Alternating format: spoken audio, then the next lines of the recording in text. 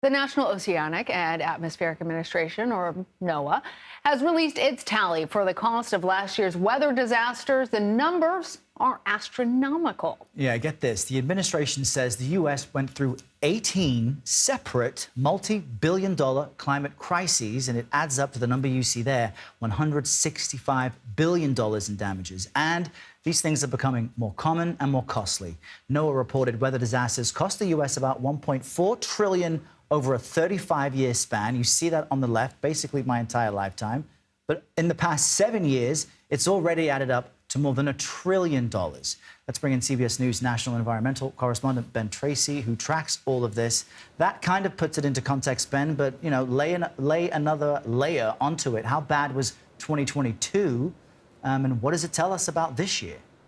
Well, so 2022 is the third worst on record since they've been tracking things in this way in terms of the number of extreme events and then also the cost. And we should mention there's also 474 people lost their lives during these extreme events. And you don't have to go very far back to find the other 2 years that are worse than last year. It's 2021 and 2020.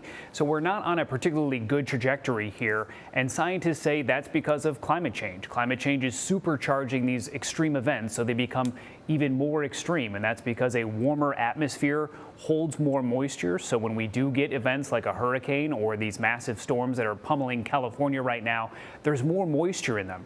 And then the inverse is also true. The dries are also drier, so when we get a drought, they're deeper and more devastating. Yeah, it comes at all levels. Ben, what stands out to you from this report?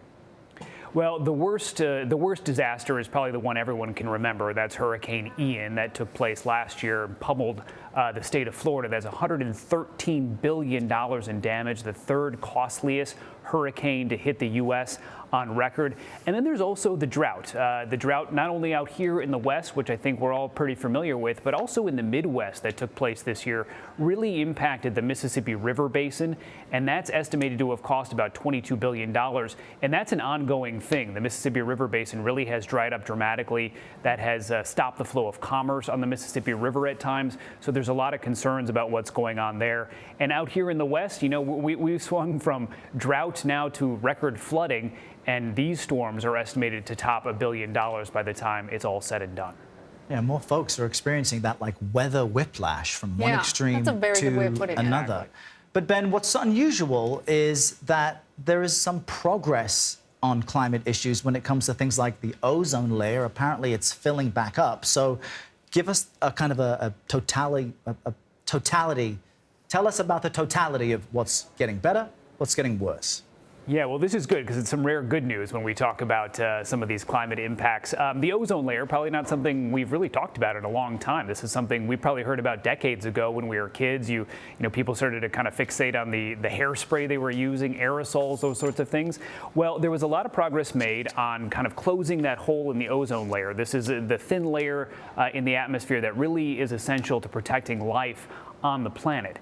So a lot of progress had been made because in 1989, via the Montreal Protocol, this class of chemicals called chlorofluorocarbons, or CFCs for short, that's much easier to say, were banned. And so most countries stopped using them. However, scientists are saying that recently China has really cracked down on rogue emissions of these CFCs, and because they have done that, we're now seeing this hole in the ozone layer start to close, and scientists are optimistic that within the next couple of decades, it could basically restore itself to what it was before the 1980s when all this damage started.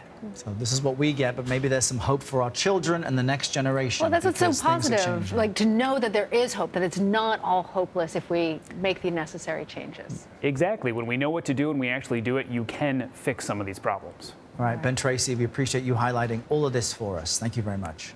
Thanks, guys.